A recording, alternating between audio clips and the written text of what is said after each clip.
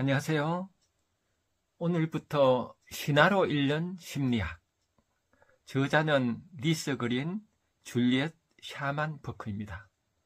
이 신화를 가지고 우리 사람의 마음을 읽는 그런 강의를 해보겠습니다. 제가 30대에 시공부하러 갔을 때 쌤들이 신화를 읽으라 그러시더라고요. 그래서 참 의아했어요. 신화를, 저는 그때까지는 신화에 대해서 저는 관심이 없었거든요. 왜 신화를 읽으라고 그러지? 그랬어요. 근데 그 뒤에 이렇게 공부를 해보니까 정말 신화를 공부해야 되겠더라고요. 이 신화는 옛날에 우리 오래전에 석기시대, 청동기시대, 이때 인간의 삶의 길을 가르쳐 주는 게 신화죠. 그러니까 철기시대를 기준으로 보면요. 지금부터 한 2500년 전이 철기시대거든요. 그 점이. 그래서 철기시대 이전, 석기시대, 청동기시대까지 신화시대였고요. 철기시대가 되면서 이제 어때요? 철학과 종교시대가 열리죠. 그래서 철기시대가 기준이에요. 철기시대 이전은 신화시대, 철기시대 이후는 철학과 종교시대. 그렇죠. 그래서 철기시대 이후에 철학과 종교시대에 우리가 아는 4대 성인이 이제 태어나시죠. 그래서 우리는 철학과 종교시대에 살아요. 근데 철학과 종교시대에 살면은 우리가 이제 이 세상을 보면 어때요? 이 철학이 점점 더 과학화되고 있죠. 그죠? 그래서 철학이 옛날에는 전체 학문을 이렇게 포괄했죠. 상당히 깊이가 있었죠. 근데 현대 오게 되면 이렇게 과학적인 학문이 되죠. 그래서 우리가 대학에서 보면은 인문학도 인문과학이란 말도 쓰잖아요. 인문과학, 사회과학, 자연과학 이렇게 과학화돼요. 그러면 이제 과학적 사유를 하게 되는데 인간이 이렇게 되면 어떤가 하면은 신화적 사유하고는 거리가 멀죠. 이 신화적 사유는 미토스 그러죠. 미토스. 그리고 이 철학적 사유, 과학적 사유를 이제 로고스라 그러잖아요. 이성적 사유. 신화적 사유하고 이성적 사유가 어떻게 다른가 하면은 신화적 사유는 머리로 판단하지 않아요. 온몸으로 이렇게 느낌으로 알죠. 그래서 이게 에너지로 안다고 생각하면 되겠죠. 우리 우주 원리는 보면 에너지 장이잖아요. 그죠? 양자 물리학으로 보면 천지자연은 에너지 장이에요. 그 에너지 장은 떨림이잖아요. 파동. 그래서 우리가 이렇게 파동으로 그냥 느낌으로 아는 게 신화라고 보시면 되겠죠. 촉이죠, 촉. 그리고 이렇게 머리로 따져서 아는 게 이제 철학과 종교시대 이후에 지금까지 과학이죠. 그래서 우리가 과학으로 보는 거는 물질 세계를 알 수가 있어요. 우리 눈에 보이는 세계. 이 물질 세계를 알지만은 인간의 몸도 물질 세계, 물질 맞죠. 그러나 물질이면서 동시에 에너지잖아요. 사실은 에너지가 물질로 이렇게 느껴지는 거거든요. 파동이 약한 거는 물질로 나타나고 파동이 강한 거는 우리 눈에 안 보인다 그래요. 아인슈타인 얘기죠. 그래서 우리가 신화적 사유를 해야 되는 이유가 파동으로 알아야 돼요. 에너지 장으로. 그 에너지 장으로 이제 살았죠, 원시인들은. 그때는 이성이 이제 별로 발달 안 했잖아요. 그래서 원시인들은 이 세상을 다 떨림으로 알겠죠. 그래서 직관, 떨림, 이런 거에 의해서 이제 세상을 아는 거예요.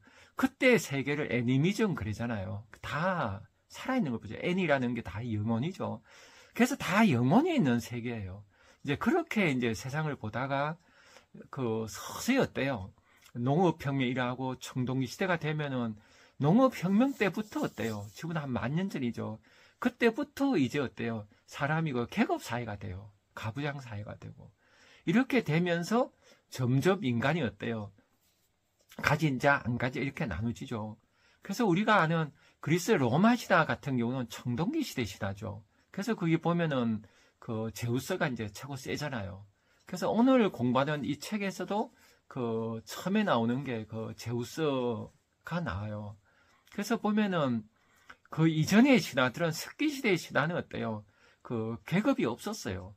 부족장이 있었지만은 그 부족장은 어때요? 사랑의 지도자죠. 그래서 부족 간에 싸우도 심판하고 재판하는 게 아니라 다독여서 사이좋게 하고 이런 어머니 같은 부족장이에요. 명예만 있지 권력을 행사하지 못하는 이런 평등한 사회였는데 농업혁명 이후에 만년 전부터 이제 계급 사회로 이제 가죠. 그래서 그 청동기 시대 신화가 그 제우스 그리스 로마 신화죠. 그래서 그 당시는 보면 제우스 신이 좀 세요. 그죠? 이 센 신이 이제 청동기 시대 군장이라고 보면 되겠죠. 군장은 어때요? 그 부족장들을 그 보다 더 높죠. 여러 부족장보다 더 높은 우리나라 같으면 신라 같으면 가야 제국에 여러 가야가 있는데 그 중에 뭐 금강가야, 대가야 좀 셌잖아요. 이렇게 해서 부족 연맹체라고 보시면 되겠죠. 그 부족 연맹체의 어떤 군장 같은 역할, 이게 제우스라고 볼 수 있겠죠. 이렇게 해서 이 신화를 심리학으로 보는 이 책은 그 그리스 로마 신화뿐이 아니라 뭐 북유럽 신화 전 그 인류의 신화를 이렇게 망라해요. 그래서 신화 속에서 우리가 인간을 바라보는 거죠. 이거는 인간의 원초적인 마음이죠. 그 인간은 이성으로 생각하는 거는 일부고 사실은 온몸에 무시로 보잖아요. 이 무시로 느끼는 게 이제 신화고 이게 현대사에 오면 예술이고 시예요. 그래서 저는 책 쓸 때마다 그 시시한이라는 말 쓰거든요. 시로 보는 이게 이제 시적 사유가 신화적 사유가 연결되죠. 그래서 신화는 시적 사유를 어때요? 언어로 표현하잖아요. 그래서 그 시적 사유는 그 이성적 사유와 그 신화적 사유를 이렇게 하나로 통합하는 거라 봐요.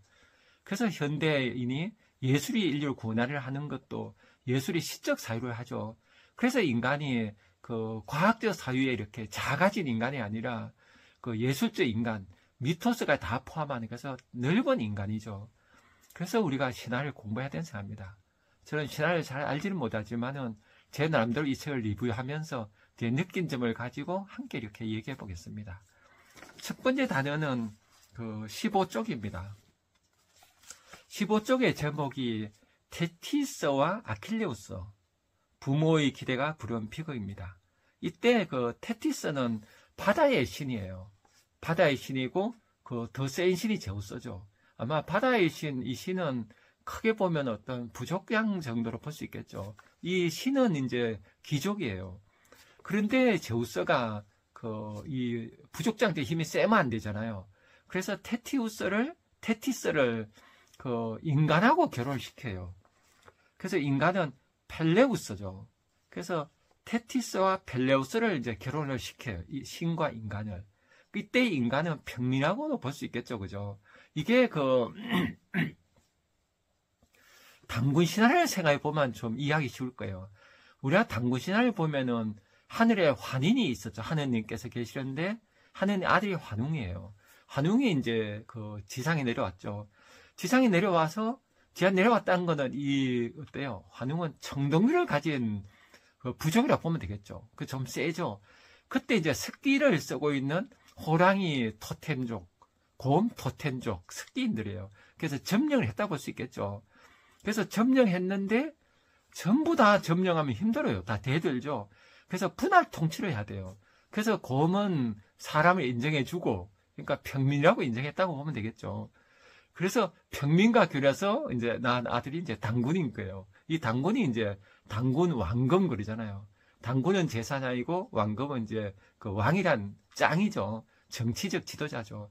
그래서 재정일치 사회, 종교와 정치가 하나인 그런 사회가 이제 단군 시대라고 봐도 고초자는 볼 수 있겠죠. 이렇게 해서 어때요? 호랑이는 계속 짐승으로 남죠. 이 짐승으로 남은 그 종족은 이제 노예라고 볼 수 있겠죠. 그리고 인간은 이제 평민이고 귀족이 이제 통치하죠. 왕족 귀족이. 이렇게 우리가 생각해 볼 수 있겠죠. 그래서 여기서도 이제 제우스가 어때요? 이 통치할 때 인간과 결혼시키고 이렇게 해서 그 통치를 이제 하죠. 그 통치해서 엄마는 어때요? 테티스니까 귀족이고, 그죠? 그 다음에 신인데, 이 펠레우스는 인간이에요. 그러니까 이 엄마는 어때요? 엄마는, 테티스는 아들 낳았는데 아킬레우스예요. 이 아킬레우스는 우리가 잘 알죠? 이 아킬레우스는 트로이 전쟁 때 이제 죽잖아요. 그때 죽을 때 어떻게 죽어요? 발 뒤꿈치에 화살을 맞아 죽어요. 왜 그런가 하면은 테티스 엄마가 스티스 강에 애를 담궈요. 그러면 스티스 강에 담그면 강물의 그 신비로운 효험에 의해서 이제 불사의 몸이 되는 거예요. 인간이지만은. 그러나 강물에 담그지 않은 발꿈치를 담그지 않은 거예요. 그 발꿈치 요거는 이제 그 죽어야 되는 불사가 아니에요. 그래서 화살 맞고 죽게 되는 거예요. 그래서 우리가 아킬레스 건이란 말 쓰잖아요. 뒤꿈치에. 이 아킬레스 건은 이제 그 자르면 아주 큰일 나잖아요. 그죠? 발을 못 쓰게 되잖아요. 그래서 이 신화에서 이제 따 볼 수 있겠죠.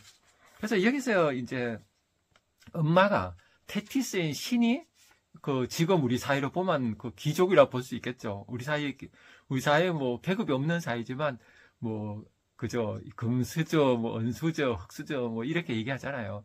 그러니까 이 사람은 금수저라 볼 수 있는 거예요. 엄마는 그죠. 아빠는 이제 흑수저인 거예요. 이렇게 해서 그 엄마가 애한테 그 아킬레우스한테 그죠, 그 얘를 이제 불사의 몸 만들려는 거. 여기서 이 책에서는 이제 부모의 기대가 부른 비극으로 해석해요. 그래서 그 부분을 제가 읽어볼게요. 17쪽 중간점 돼요. 여신인 테티스는 아들 아킬레우스가 인간인 아버지보다는 신인 자기를 닮기 원한다. 이 또한 어그러진 어머니상을 반영한다. 어머니가 자녀를 독점하려고 할 때 많은 문제가 일어날 수 있다. 어머니가 자녀를 독점할 때 테티스와 펠레우스의 결혼 생활은 균형이 무너져 있었다. 테티스는 스스로를 남편보다 우월하다고 느끼며 아들이 자기를 닮기 바란다.